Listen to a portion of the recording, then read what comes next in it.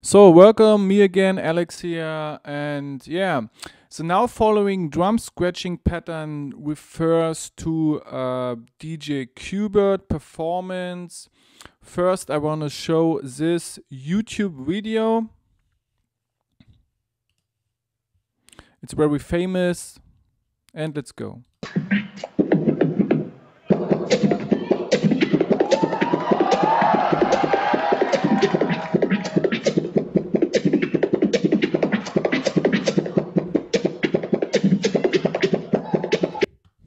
Okay, looks very tricky, sounds really fast, and a priori I want to say I want to explain right now the basics of this pattern because Q-bert plays many breaks, and yeah, we want to concern with the basics of this drum scratching pattern. So, as you heard, basically he plays a reverse drum pattern. That means he play a bass drum snare combination logic, but he play the bass drum and the snare as an E-tone, so as a backward motion, and the acoustic consequence is the phonetic result logic.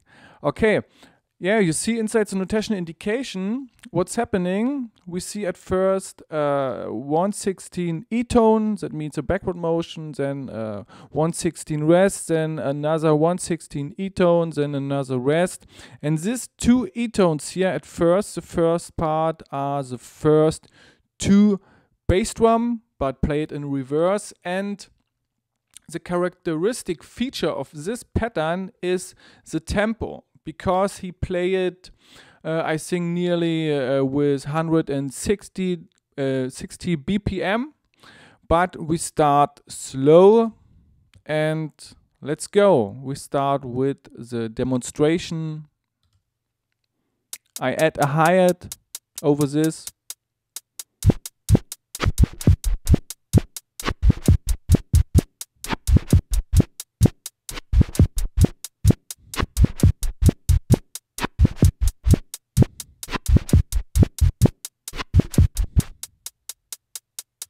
So, okay, advice, this is only the basics, yeah? Q-bert play it, of course, better and more tricky, but we want to concern with the basics. So, twice as fast, the video.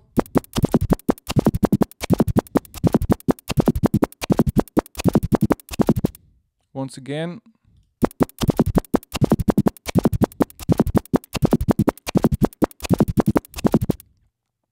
So, alrighty, right, we start now with the performance. First, the phonetic recording. I said this a short while ago, a bass drum snare combination like this. So the sequence are bass drum, snare, in this case a rim.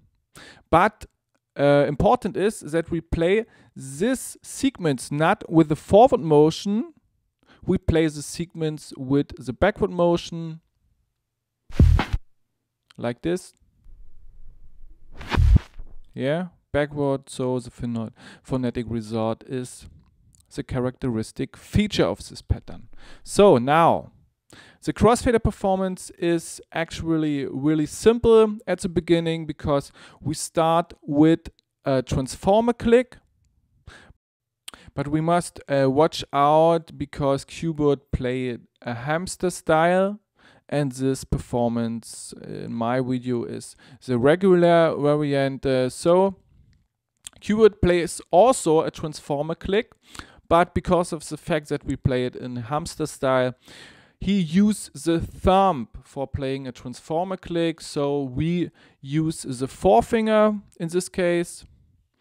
And now the first two E-tones, we see an additional sign over the E-tone, and this additional sign denotes that we play the kick drum of the phonetic recording. This is very important for starting this pattern, and that means we play the kick drum but as in reverse, okay? And it sounds like this. Look. This is really simple. This is like 2 reverse steps. And important is the 1/16 rest between these 2 segments. Once again, really simple.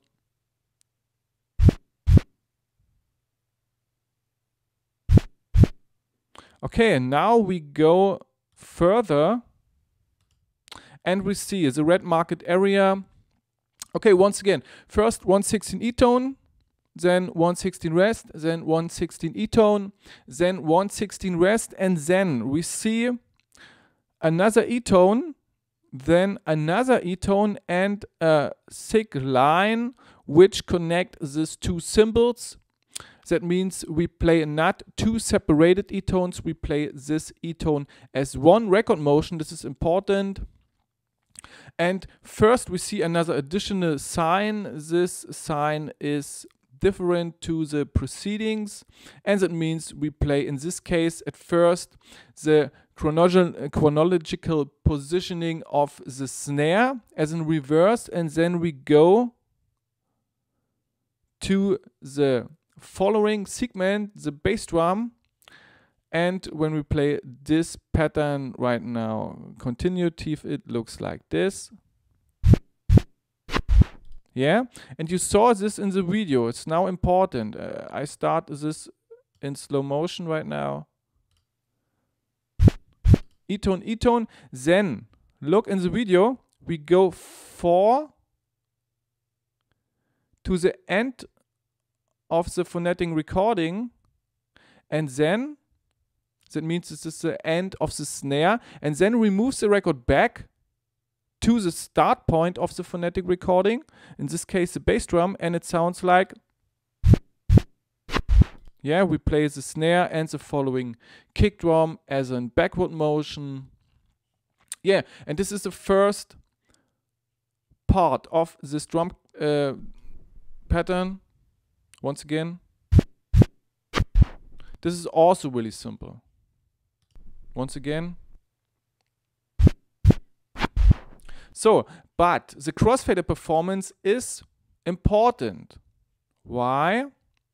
When we repeat this pattern, that means starting with E-tone, E-tone in combination with a transformer click, then follows at first segment the snare.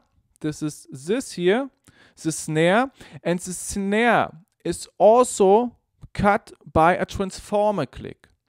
The now following kick drum, because of the backward motion, is incorporated with the open motion, and our end positioning is that the fader is open. Look in the video. Yeah, this is now the end positioning. Once again, that means transformer click for the first 2 E-tones, transformer click, then follows a 1/16 rest, then follows the snare, also with the transformer click, and then follows the bass drum. But we open now the crossfader, and it looks like this. So, let's go. Faders open. Once again.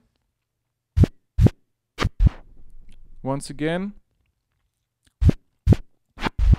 So, and this type of performance helps to separate the snare audible from the following kick drum.